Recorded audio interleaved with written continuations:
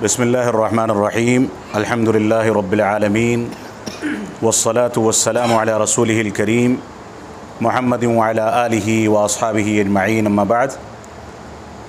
आज हमारे लिए ख़ुशी का मौका है कि सूबाई जमीयत अहले हदीस मुंबई के एक दाई और 1997 में जामिया इस्लामिया सनाबिल से फ़ारिग़ुत तहसील और 2006 में जामिया इस्लामिया मदीना मुनव्वरा से कुल्लियतुल हदीस से फ़राग़त हासिल करने वाले हमारे नौजवान आलिम दीन जो सलफ़ी मनहज और मनहज सहाबा पर गहरी नज़र रखते हैं और क़ुरान व सुन्नत को फ़हम सलफ़ के मुताबिक हमारे सामने पेश करने पर अच्छी कुदरत रखते हैं और उनके बहुत सारे इल्मी कारनामे हैं, बहुत सारी किताबों के तराजिम हैं। और हमारे लिए ख़ुशनसीबी की बात यह भी है कि वो मेरे वालिद गिरामी और इस इदारे यानी Abul Kalam Azad Islamic awakening centre के बानी अल्लामा अब्दुल हमीद साहब रहमानी रहमतुल्लाह अलैह के शागिर्द रशीद भी रहे हैं। उनसे बाज़ माद्दे जामिया इस्लामिया सनाबिल में उन्होंने पढ़े हैं।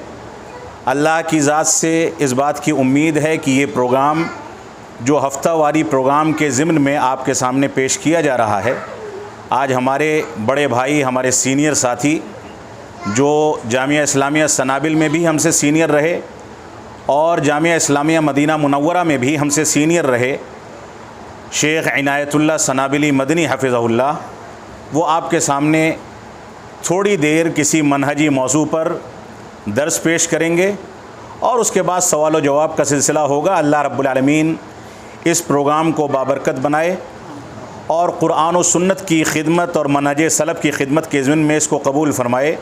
आप हज़रात इस प्रोग्राम से भरपूर फ़ायदा उठाएँ। अल्लाह रब्बुल आलमीन हमारी इस शिरकत को कबूलियत से नवाज़े। वस्सलामु अलैकुम वरहमतुल्लाहि वबरकातुहू।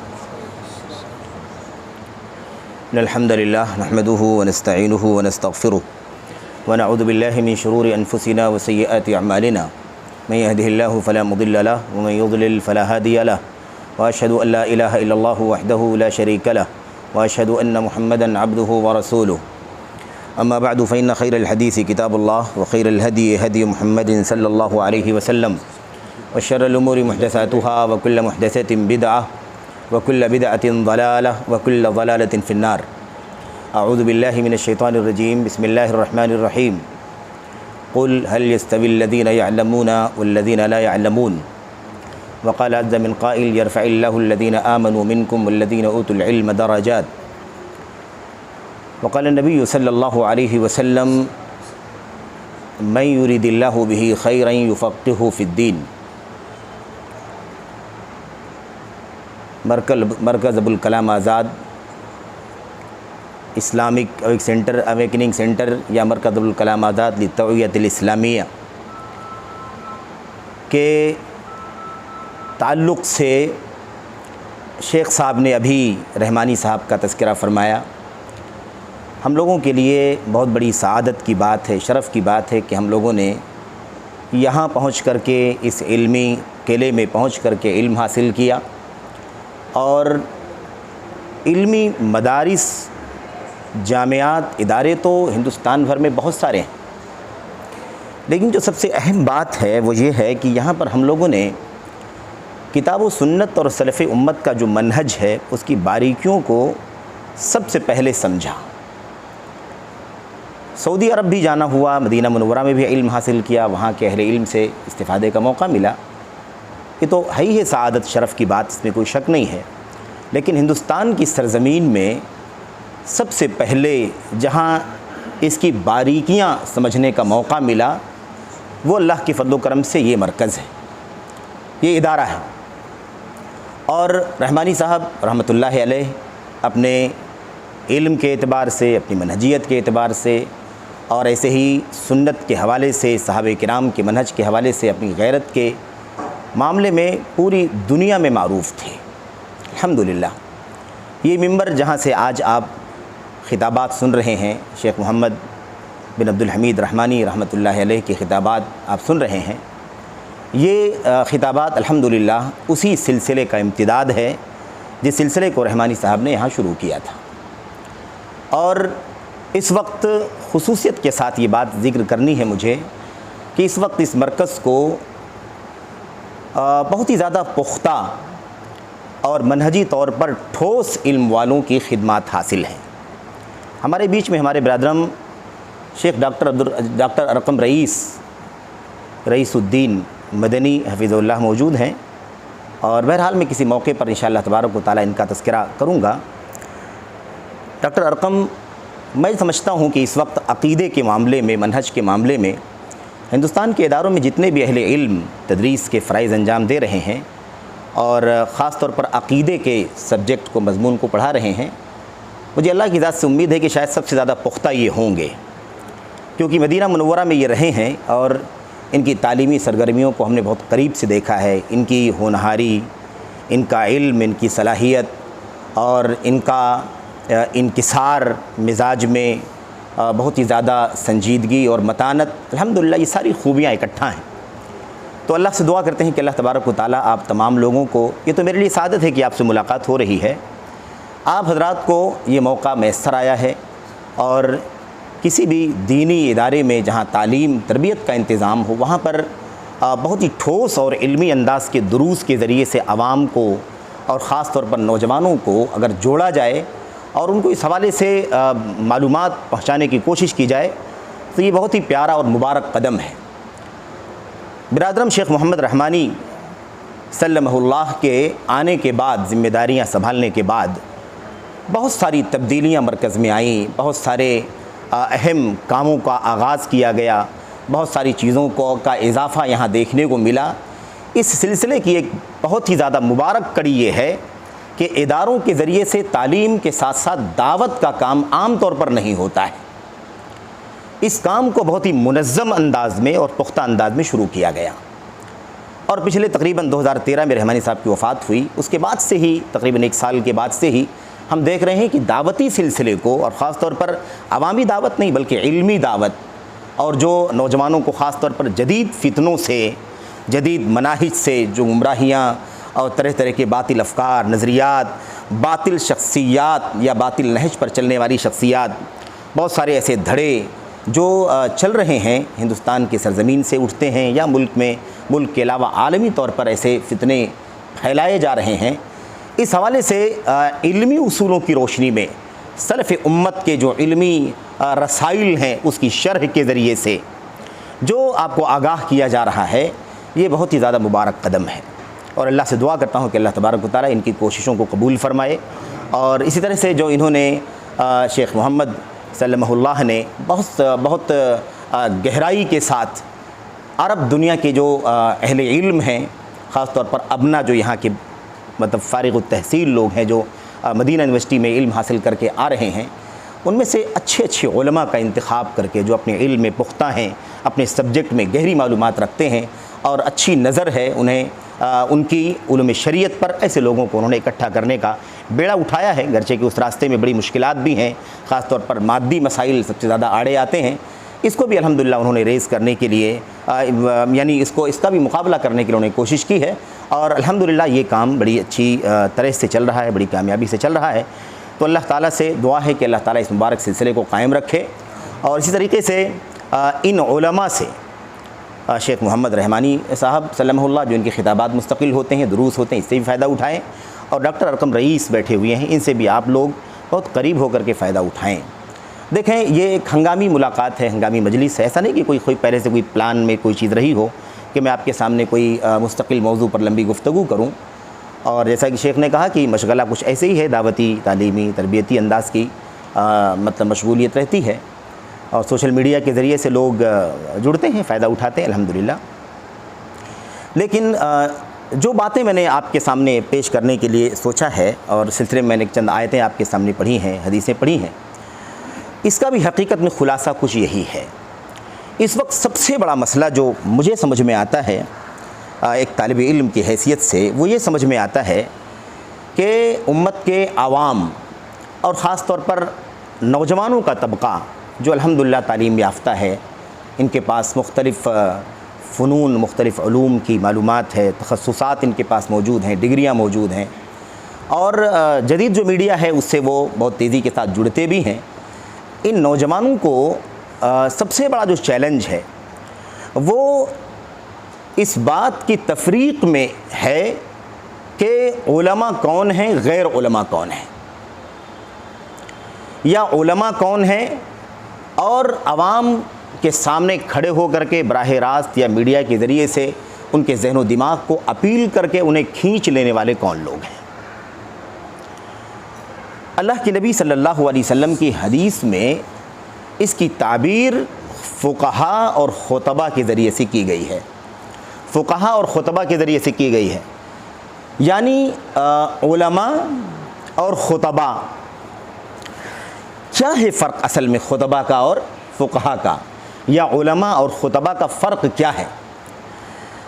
अच्छा, मैं आपको भी बताऊं कि ये जो बातें हम आपके सामने पेश कर रहे हैं ये अल्लाह के नबी सल्लल्लाहु अलैहि वसल्लम के सहाबी हज़रत अब्दुल्लाह बिन मसूद रज़ी अल्लाह तआला अन्हु के हवाले से अल अदबुल मुफ़रद और दीगर किताबों के अंदर बयान हुआ है। अल्लाह के नबी अलैहि सलाम ने फरमाया था सहाबे किराम से, इन्नकुम फ़ी ज़मानिन कसीरुन फ़ुक़हाउहु क़लीलुन ख़ुतबाउहु। साथियों, तुम एक ऐसे दौर में ज़िंदगी गुजार रहे हो जिस दौर में फ़ुक़हा बहुत ज़्यादा हैं और खुतबा कम हैं। अब फ़ुक़हा और खुतबा का फ़र्क नबी करीम सल्लल्लाहु अलैहि वसल्लम की ज़बान से तो हमें मिल रहा है, लेकिन क्या आज उम्मत के अंदर फ़ुक़हा और खुतबा का फ़र्क देखने को मिलता है? एक बहुत बड़ा सवाल है और इसके लिए हमें ये जानना ज़रूरी है कि आखिर ये दो अल्फाज अलग अलग क्यों बयान किए नबी करीम सल्लल्लाहु अलैहि वसल्लम ने। आखिर खुतबा और फ़ुक़हा में कुछ फ़र्क होगा कि नहीं फ़र्क होगा? तभी तो अल्लाह के नबी ने एक तबक़े की कसरत बयान फरमाई और एक तबक़े की क़िल्लत बयान फरमाई अपने दौर में। यानी नबी करीम सल्लल्लाहु अलैहि वसल्लम ने अपने ज़माने में क्या फरमाया, साथियों तुम जिस दौर में हो, यानी ये दौर मेरा दौर, मेरी ज़िंदगी का दौर मेरे सामने मौजूद हो और तुम्हारे दौर में भी, इस दौर में फ़ुक़हा कसीर हैं, फ़ुक़हा बहुत सारे हैं, उलमा की कसरत और खुतबा कम हैं। और एक दौर ऐसा आएगा जिस दौर में खुतबा कसरत से होंगे, फ़ुक़हा कम होंगे।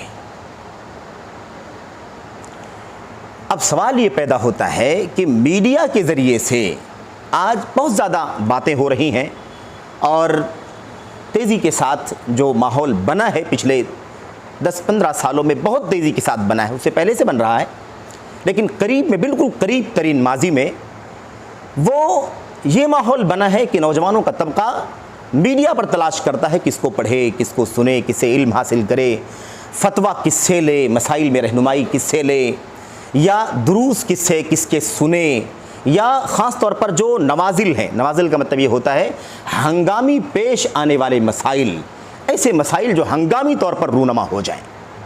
एक सुबह शाम के मसाइल, नमाज के हकाम, रोज़े के हकाम, है ना, तहारत के हकाम, पाकी के हकाम, अक़ीदे के मसाइल वगैरह वगैरह।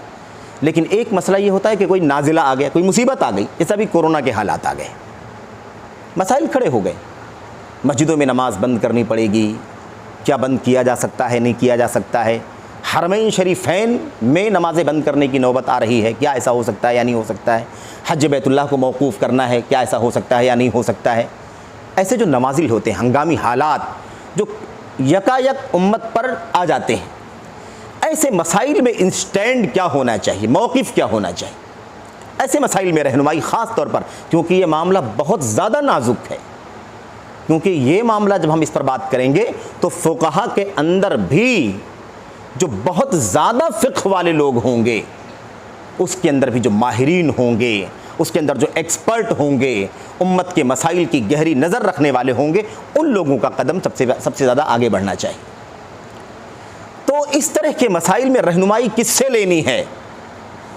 इसमें आम तौर पर मीडिया के ज़रिए से जिस चीज़ को बहुत ज़्यादा बढ़ावा दिया जाता है वो यही होता है कि सबसे ज़्यादा किसको सुना जा रहा है, सबसे ज़्यादा किसको सुनने वाले हैं, सबसे ज़्यादा अगर वो कोई चैनल वगैरह बना हुआ है ना, किसी का ज़ाती बना हुआ है या कोई ट्रस्ट और सोसाइटी के नाम से बना हुआ है या कोई किसी इदारे के नाम से चल रहा है, तो उससे सबसे ज़्यादा जुड़ने वाले कौन लोग हैं, सब्सक्राइबर्स कौन हैं, या उससे इस्तिफ़ादा करने वाले कितने लोग हैं, डेली इस्तिफ़ादा कितने लोग करते हैं, माहाना इस्तिफ़ादा कितने लोग करते हैं, इस चीज़ को मेयार बना लिया गया है। नबी करीम सल्लल्लाहु अलैहि वसल्लम की इस हदीस की रोशनी में आप देखें कि तुम लोग जिस दौर में हो, इस दौर में फ़ुक़हा बहुत ज़्यादा हैं, खुतबा कम है। अब ये ज़रूरी है फ़र्क करना और जानना फ़र्क कि खुतबा और फ़ुक़हा का फ़र्क क्या है। खुतबा, ख़तबा यख़्तुबु के माने क्या होते हैं? मुखातब करना, आपके सामने खड़े होकर के कुछ आपके सामने बोलना। तो तखातुब हम लोग बोलते हैं, यानी आपस में एक दूसरे को मुखातब करना, ख़िताब करना, मुखातब करना, मुखातिब होना, है कि नहीं? इसका मतलब है कि बातचीत करना। खुतबा मतलब बात करने वाले, ख़िताब करने वाले, मुखातब करने वाले, मुखातिब हो करके कुछ पैगाम पहुँचाने वाले। अब खुतबा यानी इस काम के अंदर ज़्यादा महारत रखने वाले, ज़बान बहुत ज़्यादा है ना, शर्ब ज़बानी है, अपनी बात इस अंदाज से कहने की सलाहियत रखता है कि लोग उसके करीब आ जाते हैं, सुनने लगते हैं, मशहूर हो जाते हैं लोग, है ना। या स्टाइल ऐसी है कि आदमी क्या हो जाता है, गिरविदा हो जाता है। उसका एक्शन इतना ज़्यादा निराला है कि अपील करता है कि नहीं। और फिर आप लोग ज़्यादा जानते हैं, बॉडी लैंग्वेज कहा जाता है, जिस्म के नशे फ़राज, उसकी हरकत, ये सब खिताब के अंदर आता है। कौन कितनी अच्छी तरह से बात बोल ले जाता है, कौन कैसे बोलता है कि लोग उसकी बात के गिरविदा हो जाते हैं। इसमें महारत रखने वाले लोग तुम जिस दौर में हो सहाबा, ऐसे लोग कम हैं, है कि नहीं। और फ़ुक़हा ज़्यादा हैं। फ़ुक़हा कौन है? फ़ुक़हा किसे कहते हैं? उलमा। फ़िक़्ह यानी समझ, इल्म, हिकमत, दानाई, दलाइल, उसूल, अल्लाह के कलाम की आयात, नबी करीम सल्लल्लाहु अलैहि वसल्लम की सुन्नतें, सलफ़ उम्मत के अक़वाल, उनकी सीरत की बातें, ये सारी चीज़ें क्या हैं? फ़िक़्ह हैं। नबी करीम सल्लल्लाहु अलैहि वसल्लम की उस हदीस में अल्लाह तबारक व तआला जिसके साथ भला करना चाहता है, जिसका भला करना चाहता है, उसे दीन की फ़िक़्ह अता फ़रमाता है, दीन का फ़क़ीह बना देता है, दीन का इल्म अता फ़रमाता है। तो अब अल्लाह के नबी ने फरमाया कि तुम लोग जिस दौर में हो, ये उलमा बहुत ज़्यादा हैं, फ़ुक़हा ज़्यादा हैं, और खुतबा क्या है? खुतबा कम है। यानी तुम लोगों के पास कुरान करीम है, कुरान करीम की आयतों के हाफिज़ हो, कुरान करीम की आयतों की तफसीर का इल्म तुम्हारे पास है कि नहीं। नबी करीम सल्लल्लाहु अलैहि वसल्लम कुरान की आयतें उतरती थीं, आप साहबे किराम के सामने पढ़ करके सुनाते थे, तिलावत करते थे, आप उसके मानी समझाते थे, अमली चीज़ें जो होती थी आप अमली तौर पर उसका तत्बीक करके, प्रैक्टिकल करके आप दिखाते थे, इसका इल्म था। नबी करीम सल्लल्लाहु अलैहि वसल्लम के अक़वाल, आपने जो कुछ भी कहा है, एक एक चीज़ को साहबे किराम अज़बर करते थे, आपके अफ़आल का गहराई से मुशाहदा करते थे। कुरान करीम उनके बीच में उतरता था, सारे माहौल को जान रहे हैं, कुरान ताज़ा ताज़ा उतरता था उनके सामने, है ना, पूरा पस मंज़र उनके सामने होता था। अब आप देखिए कि अल्लाह के नबी सल्लल्लाहु अलैहि वसल्लम ने क्या फरमाया कि इस दौर में खुतबा ज़्यादा हैं। कौन ज़्यादा है? फ़ुक़हा ज़्यादा है, और खुतबा क्या है? कम है। इसका मतलब कुरान के इल्म रखने वाले, सुन्नत का इल्म रखने वाले, कुरान की तफसीर जानने वाले, अल्लाह के नबी सल्लल्लाहु अलैहि वसल्लम के अक़वाल, आपकी कौली हदीसें, आप सल्लल्लाहु अलैहि वसल्लम के फ़रामीन फ़रमुदात, और आप अलैहिस्सलातु वस्सलाम के अफ़आल, आपके अमाल, आपके फ़तावे, आपके फ़ैसले, झगड़ों तनाज़ों में आप सल्लल्लाहु अलैहि वसल्लम का तस्फ़िया, ये सारी चीज़ें जो जानने वाले थे, अल्लाह के नबी सल्लल्लाहु अलैहि वसल्लम ने क्या फ़रमाया? तुम लोग इस दौर में हो, इसका इल्म रखने वाले इस दौर में ज़्यादा हैं, और लच्छेदार बातें करने वाले, अपनी ज़बान से, अपनी गुफ्तगू से लोगों के दिलों को खींच लेने वालों की तादाद इस दौर में क्या है? कम है। अब मसला ये है कि फ़ुक़हा और उलमा का फ़र्क क्या आज हमारे बीच में वाक़ई बचा है या नहीं बचा है? हम लोग किसको देखते हैं, किसकी तलाश करते हैं? देखो, ख़ास तौर पर एक उन्वान अगर हम सर्च करते हैं, मैं सिर्फ इसी तनाज़ुर में गुफ्तगू कर रहा हूँ कि हमारे सामने ख़ास तौर पर बड़ी तादाद नौजवानों की बैठी हुई है जो मीडिया से बहुत ज़्यादा जुड़ी हुई है और उसके ज़रिए से जो भी मुफीद चीज़ें हैं उसको हासिल करने की कोशिश करती है। तो ये मसला बड़ा पेचीदा है कि ये देखा जाता है कि सबसे ज़्यादा बोलने वाला कौन है। सबसे ज़्यादा सुना जाने वाला कौन है? सबसे ज़्यादा सब्सक्राइबर्स किसके हैं? सबसे ज़्यादा मकबूल लोगों में सबसे ज़्यादा कौन है ना? सबसे ज़्यादा पकड़ किसकी है? और फिर आजकल ये भी बड़ा फितना बन चुका है मेरे भाइयों कि लोग इसको बाकायदा बयान करते हैं। ये मेयार नहीं रह गया है, ये मेयार नहीं रह गया है। मीडिया के ज़रिए से जो इल्म फैलाया जा रहा है, इस पे ये मेयार बिल्कुल बाकी नहीं बचा है कि लोग ये तलाश करें कि ये बोलने वाले जिनके खिताबात हैं, जिनके दुरूस हैं, जिनके इल्मी हलक़ात हैं, जिनके वर्कशॉप्स हैं, जिन्होंने किताबों की शरह का सिलसिला खोल रखा है, इन लोगों के पास कितना इल्म है, इनके असातिज़ा कौन हैं, इन्होंने कहाँ से इल्म हासिल किया है, इनका तखस्सुस किस सब्जेक्ट के अंदर है, अक़ीदे की महारत है कि नहीं है, इनके पास मनहज का इल्म है कि नहीं है, सुन्नत रसूल सल्लल्लाहु अलैहि वसल्लम का इनके पास इल्म है या नहीं है, या ऐसी उम्मत के जो मसाइल हैं, इन मसाइल पर बसीरत इनको है या नहीं है। ये मेयार नहीं बाकी बचा है। ज़्यादा किसको सुना जा रहा है, लोग किसको ज़्यादा पसंद कर रहे हैं, ये मेयार हमारे यहाँ बन चुका है। ऐसे लोगों को अगर आप अल्लाह के नबी अलैहि सलाम की ज़बान से अगर इसका नाम देना चाहें तो क्या है ये खुतबा हैं। अगर कोई ऐसी मजलिस होती कि हम बैठ करके मुज़ाकरा करें ना, तो आपसे भी बैठ करके बात करते कि अपनी अपनी मालूमात के मुताबिक ज़रा 2-4 नाम बताओ कि किससे सुनते हो, लाओ ज़रा सर्वे करके देखते हैं कि कौन है वो, क्या वो फुक़हा की ज़िम्न में आता है या नहीं आता है, फुक़हा की ज़िम्न में आता है या नहीं आता है, कुरान का कितना इल्म है। और कुरान का इल्म इसी बुनियाद पर, सुन्नत का इल्म इसी बुनियाद पर अल्लाह के नबी के सहाबा को कुर्रा कहा जाता था, यानी कुरान पढ़ने वाले, उसको समझने वाले। और जब पढ़ने समझने की बात कह दी गई तो अल्लाह के कलाम की आयतों की तिलावत और उसके मानी में नबी करीम सल्लल्लाहु अलैहि वसल्लम की सुन्नत सब शामिल हो गई। समझ रहे हैं? लेकिन सवाल ये पैदा होता है कि आज ऐसे लोगों को बड़ी कसरत से सुना जा रहा है जिनको कुरान का इल्म, सुन्नत का इल्म, तफसीर का इल्म तो दूर की बात है, कुरान करीम नाजरा भी पढ़ना नहीं आता है। कौन सा मेयार बाकी बचा भाई इस्तिफादा करने में? नौजवानों के यहाँ कौन सा मेयार है जिसकी बुनियाद पर वो किसी को सुनते हैं, सुनना चाहते हैं और अपने साथियों को अप्रोच करते हैं कि आओ इनको सुनना चाहिए, ये देखिए मैंने भेजा, इसको सुन लेना। बड़ी अहम बात है, बहुत ही नाजुक मसले पर एक अहम स्टैंड लिया गया है। आपको शायद कहीं भी ये मौजू सुनने को नहीं मिलेगा। मेरे भाइयों, कितना ख़तरनाक मसला है। अगर एक शख्स नाज़रा कुरान न पढ़ सके, नबी करीम सल्लल्लाहु अलैहि वसल्लम की हदीसों का नंबर तो बयान करते हैं लोग, लेकिन वो सुन्नत के अल्फाज, नंबरात की ज़रूरत नहीं है, नंबरात की कोई ज़रूरत नहीं है। मैं समझता हूँ कि बहुत जल्द आप अहले इल्म से शायद इस पर बिदात का हुक्म सुनेंगे कि नंबरात बयान करना और उसका नस नहीं पढ़ना, उसका टेक्स्ट नहीं पढ़ना, सिर्फ नंबरात और उसके हवाले देना, उसके तर्जमे पेश करना उर्दू अंग्रेज़ी में, ये कहीं बिदात के दर्जे में ना आ जाए। समझ रहे हैं? क्योंकि इससे कोई ताल्लुक़ नहीं है कि नंबर आप पढ़ें कि ना पढ़ें। कुरान करीम पढ़ना नहीं आता, कुरान करीम का कोई आयत करीमा का हवाला नहीं दिया जाता, यानी पढ़ा नहीं जाता, उसे आयत का नंबर बताया जाता है, हदीस का नंबर बताया जाता है। आप बताइए कि फ़ुक़हा और खुतबा का फ़र्क जानना ज़रूरी है कि नहीं?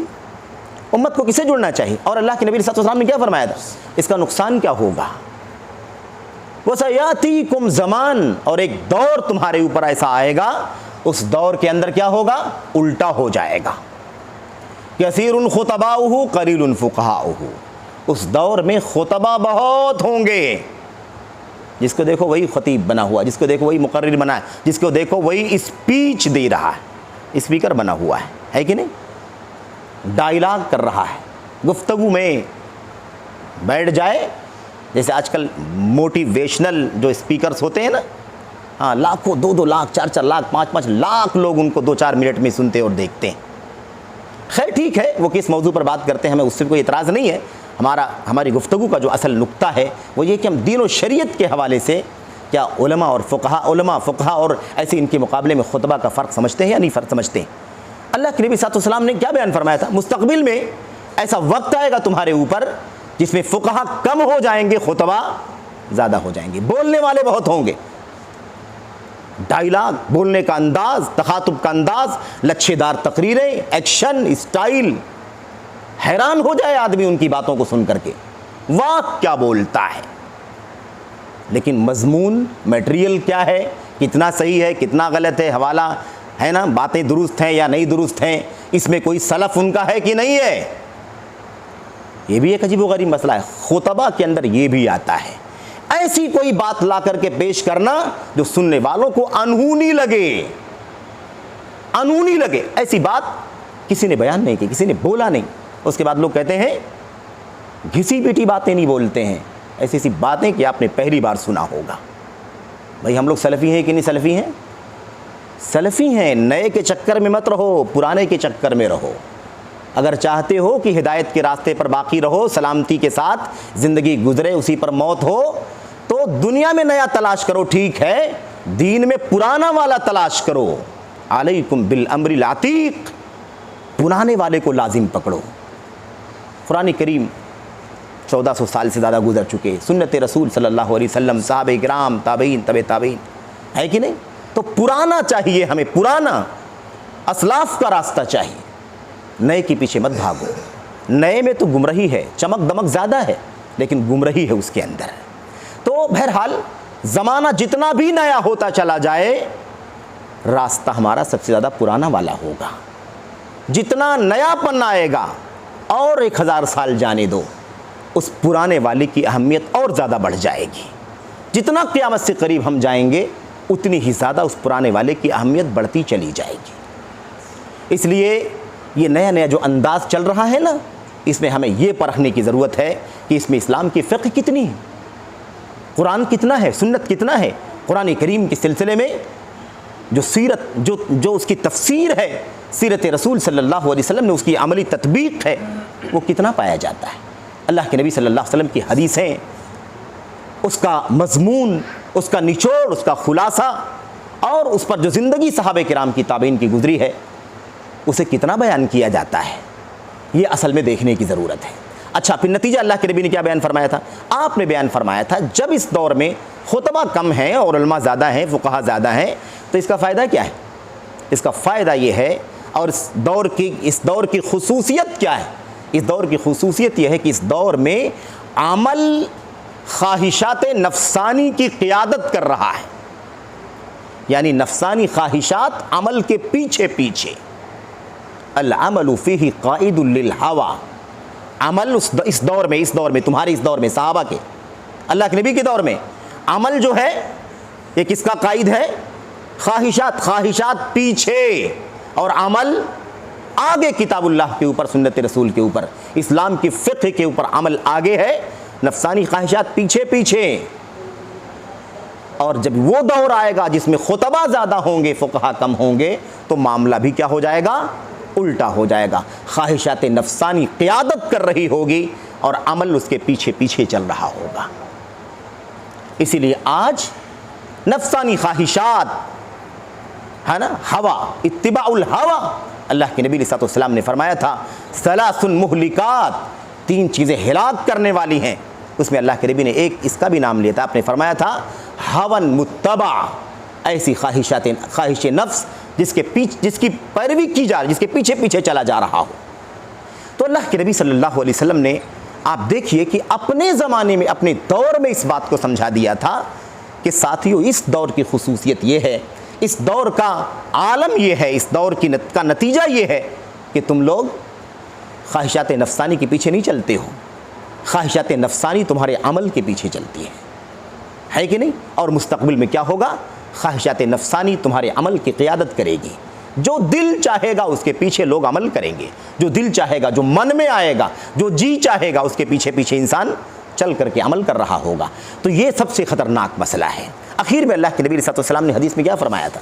आपने फरमाया था, फ़इन्ना हुस्नल हदी खैरुम मिन बादिल अमल। सबसे ख़ास बात, निचोड़ है ये सारी गुफ्तगू का। अल्लाह के नबी सल्लल्लाहु अलैहि वसल्लम ने फरमाया था, हुस्नल हदी, हुस्नल हदी, हदीउन नबी सल्लल्लाहु अलैहि वसल्लम, नबी करीम सल्लल्लाहु अलैहि वसल्लम का तरीक़ा, आपकी सुन्नत, आपकी सीरत, आप सल्लल्लाहु अलैहि वसल्लम का अमल, आपकी ज़िंदगी जो कुछ भी है, इस पर चलना, ये बहुत सारे अमलों से बेहतर है, बहुत सारे अमलों से बेहतर। इंसान समझता है कि ये अच्छा है, इंसान समझता है कि ये अच्छा है, इंसान समझता है कि ये अच्छा है। उसमें से कुछ अच्छा हो सकता है, लेकिन बहुत कुछ अच्छा नहीं होता है। ये बात नबी करीम सल्लल्लाहु अलैहि वसल्लम ने अपनी हदीस में बयान फरमाया है। अब ये बड़ा मसला है मेरे भाइयों कि हम आज खुतबा और उलमा का फ़र्क नहीं करते। यही माहौल बना हुआ है। जितने लोग मीडिया पर सबसे ज़्यादा सुने जाते हैं, आज जब कैटेगरी बनाई जाती है तो टॉप 10 का नाम लिया जाता, और नीचे उतरते हैं तो कुछ और बढ़ा लेते हैं और बढ़ा लेते हैं।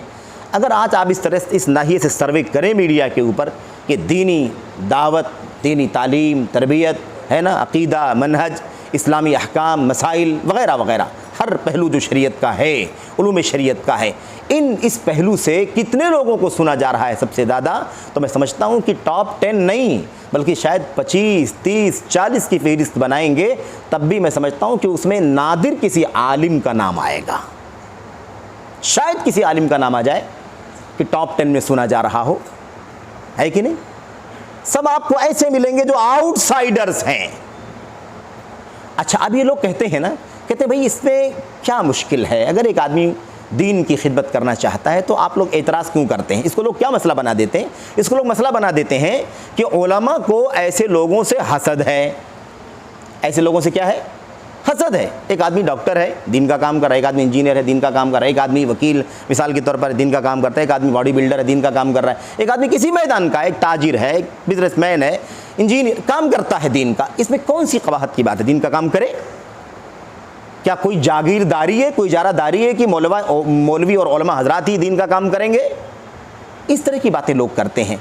और फिर लोग बाकायदा कहते भी हैं कि भाई क्यों रोका जा रहा है, रोका क्यों जा रहा है, क्यों ना वो दीन का काम ना करें और क्यों ना उनकी बातें लोग सुने, इसमें कौन सी ऐब की बात है?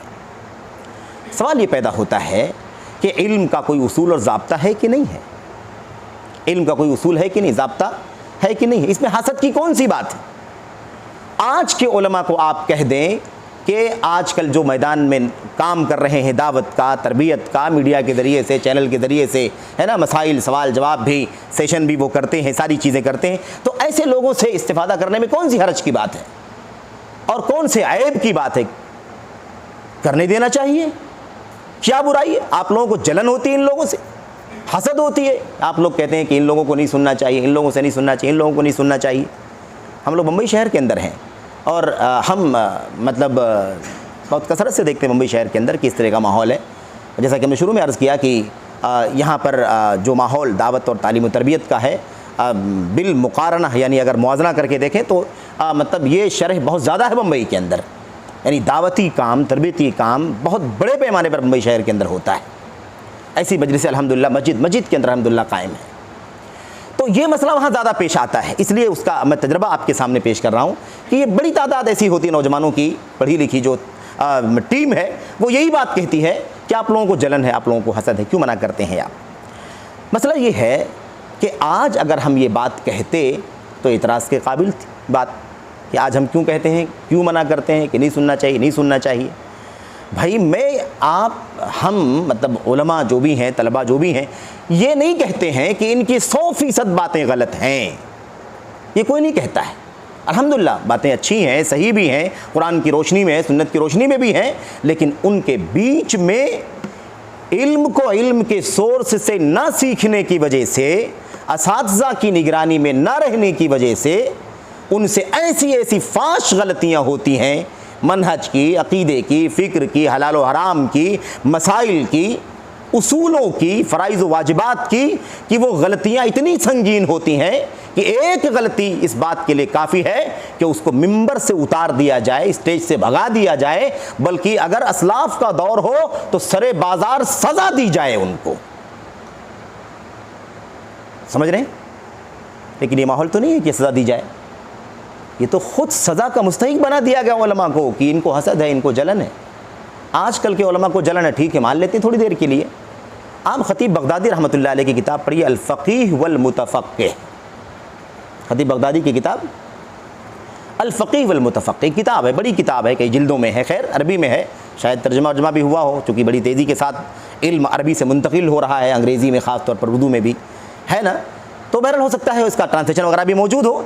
लेकिन अगर आप देखेंगे तो आज जो बातें उलमा तलबा आपसे कहते हैं कि इन लोगों से जो बराह रास्त इल्म हासिल नहीं किए हुए हैं, है ना, अहले इल्म से इल्म हासिल करने का मामला इनका नहीं रहा है, उलूम शरीयत को पढ़ने का मामला नहीं रहा है, किसी की साल भर की स्टडी है, किसी की इंटरनेट के ज़रिए से किसी का मुताला है, कोई यहाँ से वहाँ से पढ़ करके इल्म हासिल कर लेता है, कोई 2 महीने 4 महीने 6 महीने कोई क्या कहते हैं कोई तरबियती प्रोग्राम में शरीक हो जाता है मिसाल के तौर पर, और उसके बाद वो दीन के काम में आ जाता है। इसको नहीं सुनना चाहिए। इनको सुनने से मसाइल बहुत नाजुक हो जाते हैं, अकीदे का फसाद आता है, मनहज का फसाद आता है। तो ये बड़े ऐब की बात होती है कि क्यों मना किया जा रहा है।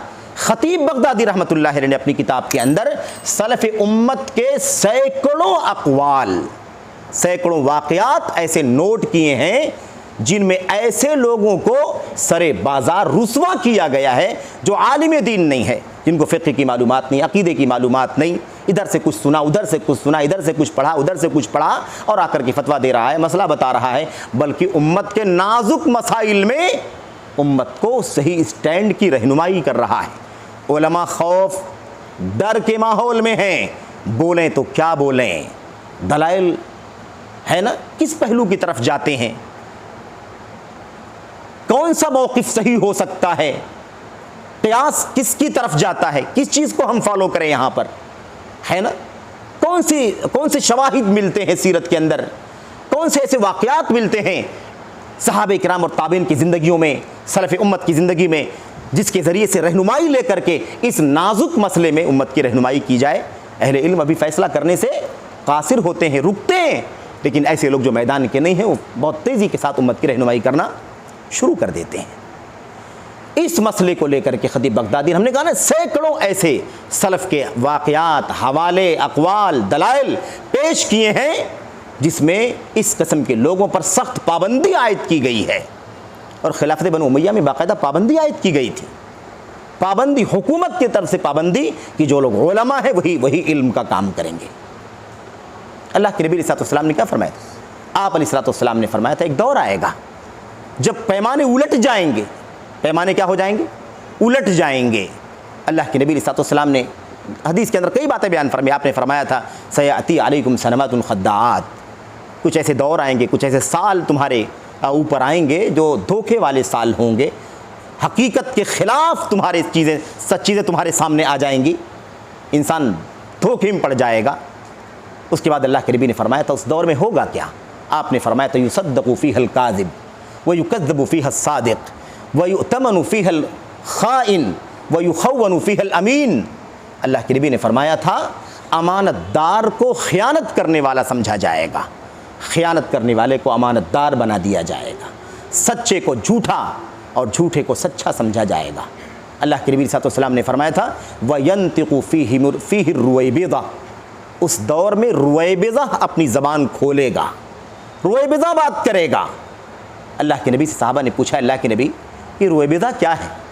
रुवैबिज़ा क्या है? तो नबी करीम सल्लल्लाहु अलैहि वसल्लम ने रुवैबिज़ा क्या है इसके जवाब में 3 अल्फाज अपनी हदीसों में इस्तेमाल फरमाए हैं। आपने कहीं फरमाया, रुवैबिज़ा अर्रजुलु ताफ़िहु यतकल्लमु फ़ी अम्रिल आम्मा, एक मामूली आदमी, मामूली किस एतबार से? इल्म दीन के एतबार से, फ़िक़्ह के एतबार से, शरई मसाइल में बसीरत के एतबार से क्या होगा? वो अत्ताफ़े, मामूली होगा, हक़ीर होगा। हो सकता है दुनियावी स्टेटस उसका ज़्यादा हो, शोहरत ज़्यादा हो, चर्चा ज़्यादा हो, नाम लेने वाले ज़्यादा हो, फॉलोवर ज़्यादा हो, इससे कोई सरोकार नहीं अल्लाह तबारक व तआला के दीन में। सरोकार किससे है? इल्म से और उसूल और मनहज से सरोकार है बस। अल्लाह के नबी ने फरमाया, एक मामूली आदमी क्या करेगा? उम्मत के आम मसाइल में, ऐसे मसाइल जो सारी उम्मत से जुड़े हुए मसाइल हैं, ऐसे मसाइल में अपनी बात पेश करेगा, बोलेगा, ज़बान खोलेगा। दूसरी बात में अल्लाह के नबी ने फरमाया, अर्रजुलु सफ़ीहु यतकल्लमु फ़ी अम्रिल आम्मा, नादान आदमी, नादान आदमी उम्मत के अवामी मसाइल, उमूमी मसाइल में गुफ्तगू करेगा। ये दौर आ जाएगा। और तीसरी बात में अल्लाह के नबी ने फरमाया, अल-फुवैसिक़ु यतकल्लमु फ़ी अम्रिल आम्मा, गुनहगार, बदअमल, फासिक, फाजिर आदमी पॉपुलर होने की वजह से, नाम होने की वजह से, चर्चा होने की वजह से उम्मत की रहनुमाई करता फिरेगा। ये हालत हो जाएगी मुस्तकबिल के अंदर। इसलिए हमें ये बात समझने की ज़रूरत है कि इल्म के हुसूल के लिए हमारा पैमाना क्या होना चाहिए। इल्म के हुसूल के लिए पैमाना, आप पहले सबसे पहले ये देखें कि जिसकी बात हमें सुननी है वो शख्स कौन है। कौन है का मतलब क्या है? तालिब इल्म है कि नहीं, यानी दीन का इल्म हासिल करने वाला है कि नहीं है, इल्म हासिल किया है या कि नहीं है, नहीं किया है। और इल्म हासिल किया है तो उसके असातिज़ा कौन है। अगर मदारिस से इल्म हासिल किया है, जामियात से इल्म हासिल किया है, दाखिली मुल्क या बैरून मुल्क अगर इल्म हासिल किया है तो कहाँ से इल्म हासिल किया है, उसके असातिज़ा कौन है ना, किस फ़न का, किस सब्जेक्ट का एक्सपर्ट है। आप देखिए अल्लाह के नबी अलैहिस्सलाम की जो रहनुमाई है इल्म के हुसूल के हवाले से, वो इतनी ज़्यादा बारीक है कि हम तो सिर्फ मोटी बात कर रहे हैं कि जो उलूम शरीयत के माहिरीन हो उनसे इल्म शरीयत हासिल किया जाए ना, लेकिन अल्लाह के नबी अलैहिस्सलाम ने इसमें भी काफ़ी बारीकी से हमें नसीहत की है। अल्लाह के नबी अलैहिस्सलाम ने यहाँ तक उम्मत को समझाया है कि इल्म शरीयत या उलूम शरीयत तो कई एक है, तफसीर का इल्म है, हदीस का इल्म है, उलूम हदीस है, फ़राइज़ है ना, ऐसे बहुत सारे उलूम हैं, फ़िक़्ह का इल्म है, अरबी ज़बान व अदब का इल्म है, क़वाइद का इल्म है, मिसाल के तौर पर। तो इन उलूम के अंदर भी हमें क्या चाहिए, हम देखें कि कौन किस सब्जेक्ट का एक्सपर्ट है। अल्लाह के नबी अलैहिस्सलाम ने, अल्लाह के नबी ने सहाबा किराम से फरमाया था, आपने फरमाया था सल्लल्लाहु अलैहि वसल्लम ने, अअलमुहुम बिल हलाल वल हराम मुआज़ इब्न जबल। हलाल हराम की सबसे ज़्यादा मालूमात रखने वाले कौन है? मुआज़ बिन जबल रज़ी अल्लाह तआला अन्हु। यानी फ़िक़ही मसाइल का इल्म से ज़्यादा किसके पास है? मुआज़ बिन जबल के पास। अफ़रज़ुहुम ज़ैद। और फ़राइज़ के मसाइल, मीरास, हुकूक जो होते हैं, तरीक़ा, किसको कितना हक़ मिलेगा मरने के बाद, मरने वाले के माल में कितना हक़, किसको कितना मिलेगा, इसकी सबसे ज़्यादा महारत किसके पास है? ज़ैद रज़ी अल्लाह तआला अन्हु के पास है कि नहीं? ऐसे ही नबी करीम सल्लल्लाहु अलैहि वसल्लम ने अब्दुल्लाह बिन अब्बास के बारे में क्या फरमाया? तर्जमानुल कुरान है वो, कुरान करीम की तफसीर के सबसे बड़े आलिम हैं वो। तो कहने का मतलब ये है कि इतनी ज़्यादा बारीक हिदायत है सुन्नत के अंदर कि हम अपने मसाइल जो हम सीखना चाहते हैं, पूछना चाहते हैं, इसका एतबार करते हुए पूछें। और अल्हम्दुलिल्लाह सऊदी अरब के अंदर जामे इस्लामी मदीना में हम लोग इल्म हासिल कर रहे थे और अभी भी तालिब इल्म अल्हम्दुलिल्लाह हमेशा तालिब इल्म रहेंगे। मशाइख से अगर कोई मसला पूछा जाता था और अगर वो उसका सब्जेक्ट नहीं होता था तो वो कहता था फ़लाँ शेख से पूछ लो। हालांकि सारे उलमा अल्हम्दुलिल्लाह सारे उलूम के पढ़े हुए होते हैं, सारे उलमा के पास हर सब्जेक्ट का इल्म होता है, लेकिन वो उसका जिस सब्जेक्ट का मुतखस्सिस होता है उसी में ज़बान खोलना अपना हक़ समझता है। और अगर उससे ज़्यादा इल्म वाला उस सब्जेक्ट का भी कोई होता है तो वो रहनुमाई करता है कि उससे इल्म हासिल करो। सहाबे किराम की सीरत अगर आप देख लें, सलफ़ बयान करते हैं कि आज हम लोग अपने माहौल में, यानी उसी दौर की बात है, ताबीन के दौर की बात है, तभी ताबीन के दौर की बात है, बयान करते हैं कि आज हमारे बीच का, हमारे दरमियान जो सूरत हाल है वो ये है कि कोई मसला पेश आता है तो कोई भी आदमी जवाब दे देता है। एक ताबी जवाब दे देता है, दूसरा ताबी जवाब दे देता है, तीसरा ताबी जवाब दे देता है।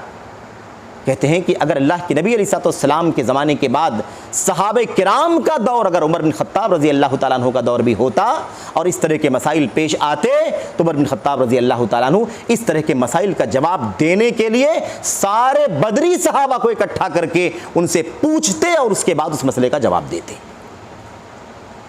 इतनी ज़्यादा इल्म के मामले में बारीकियाँ हैं, इह्तिमाम होना चाहिए। हज़रत अब्दुर्रहमान बिन बुलैला बयान फरमाते हैं, कहते हैं कि अदरकतु 20 व 100 मिन अस्सहाबा मिन अंसार।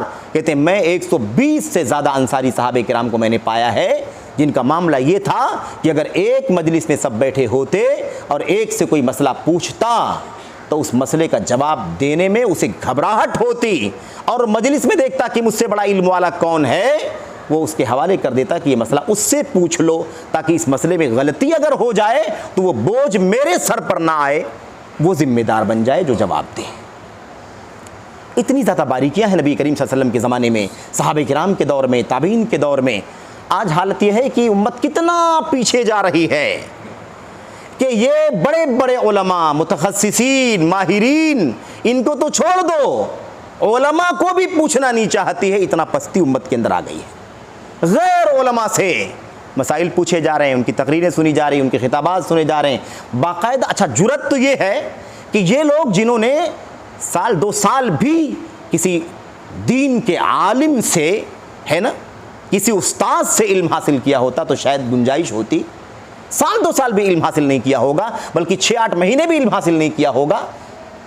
ऐसे लोग बाकायदा सवाल जवाब का सेशन ओपन करते हैं।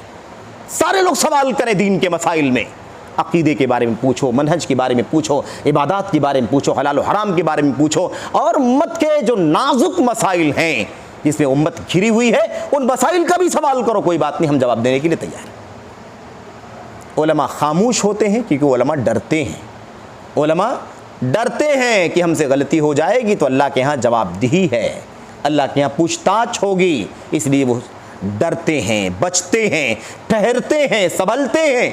कुरान की आयतें, हदीसें, सलफ़ के अक़वाल, सीरत, शवाहिद का मुताला करने के बाद तब जा करके वो कोई स्टैंड उम्मत के सामने पेश करते हैं। लेकिन आवाम का मामला क्या है?